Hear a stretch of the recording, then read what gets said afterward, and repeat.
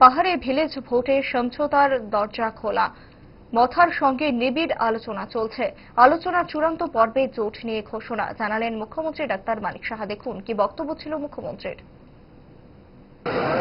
দেখা যাক, এখন তো আমি ওনারটা দেখে তারপর বলতে পারবো, কিন্তু আমাদের তরফ থেকে তো অলরেডি এই বিষয়ে আগেও আমি বলেছি আপনাদের, কথাবার্তা চলছে।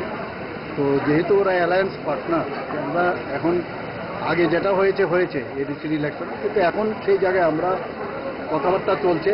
এখন আমি এই মুহূর্তে তো আমি বলতে পারবো না, হবে না আমি বলবো না, যখন কথাবার্তা শেষ হবে তারপরে আমি ডিসি নিয়ে তাহলে বিজেপি এখনো জোটের দরজা খোলা আছে বলে মনে করছেন? হ্যাঁ, সেটা তো থাকবেই। আমরা তো আগেও ছিলাম, এই ডিসি ইলেকশনের সময়ও কিন্তু আমরা কথাবার্তা হয়েছে।